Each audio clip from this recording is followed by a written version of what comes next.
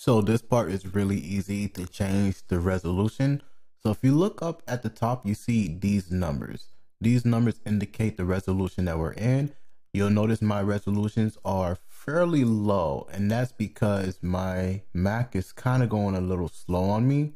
So the lower my resolution, the choppier, grittier, and more noise you kind of see in here. And you can see that this is loading up, right? So the higher you push your resolution, the higher and nicer it will actually look. It'll look a little less gritty and it'll get rid of a lot of that noise. So if we were to push this up, let's say to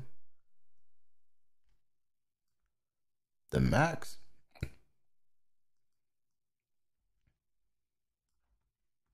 this is the max.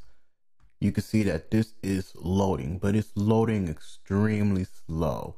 But by the time that this is done loading, this will look much cleaner. We can also push this one up as well. This is also going to cause the loading to take a lot longer. This right here is your pixel. So the more you make it, the more pixel is used to fill in these to make it a lot less gritty.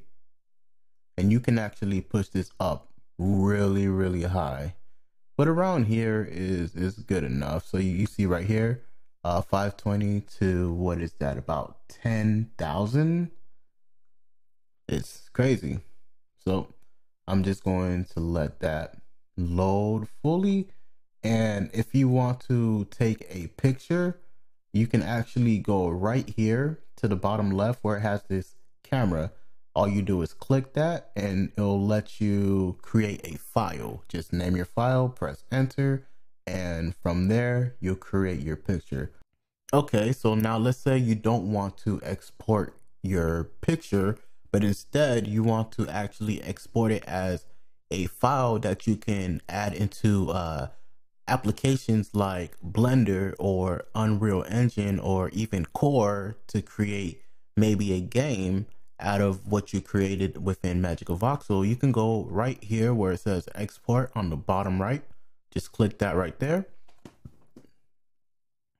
It's going to open up and you'll have your OBJ, your PLY, your MC. OBJ and PLY are what are used a lot when putting it into a different type of applications where you can actually, you know, maybe you don't want your project to look like voxels. You can create your project within Magicavoxel, but then take it out of Magicavoxel, put it into a application like Blender, and maybe in Blender you might want to smooth it out.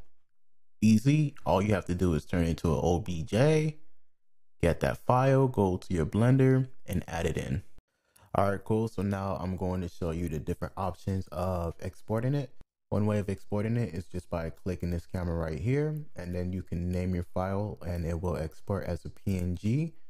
And basically that'll just export everything the way that it sees it, okay? Another way to export is to go into your render. You want to go from all the way to this ending right here where it has your show image settings, and it should say image. Under image you'll see photo, and right here this is your dimensions. Okay, this is how big you want your picture to be. So this is your resolution up here. This is your dimensions. Okay, so mine is at 1024 width and height on both.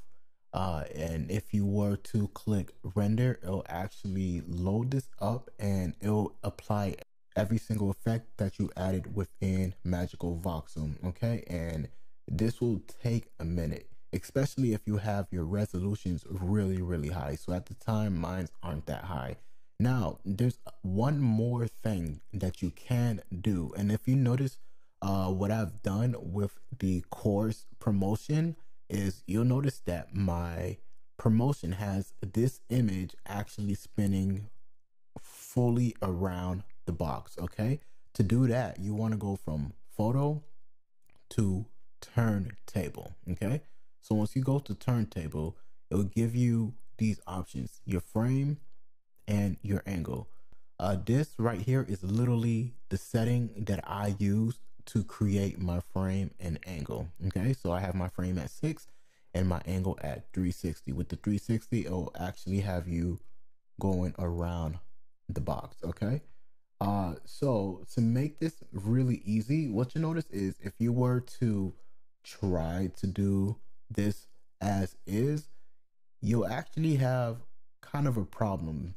For some reason, it might do this when you actually wanted to do a 360. Okay, so what you actually have to do is you have to set it up for the 360 to actually occur.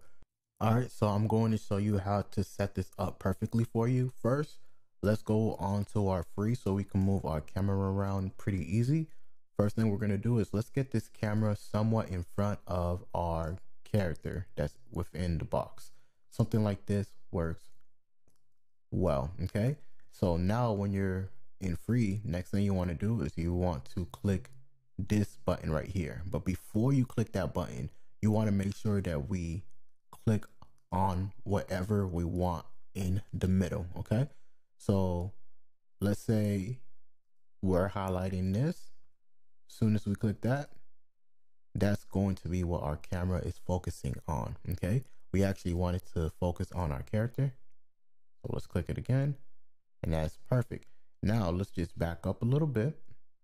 Next thing we want to do after we focus it on to our character is go here, okay?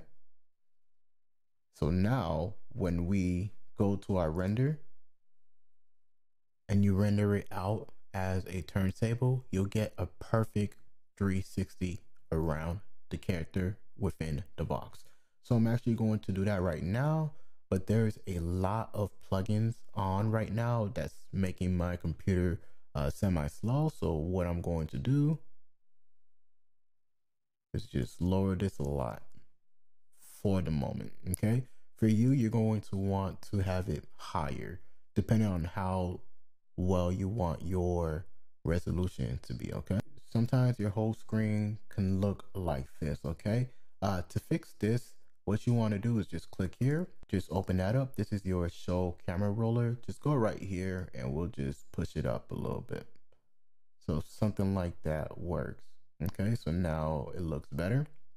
And what you want to do is just click render. Within a 360 of this character, Magicavoxel will be taking a picture. Okay, so for this part, I'm going to show you how to make a transparent PNG file within Magicavoxel. It's really, really easy. Just go to your model, go to render. Gonna let that load up. Yep. Now, what you want to do is you want to turn every one of these off except for BG, which stands for background. Okay. So what's going to happen is you want to go up here, make sure you're on all so you can see everything, okay? You want to go up here where it says BG, background, and you want to click right here where it says transparent. Once you click that, you'll be able to render out your photo and it won't have a background on it, okay?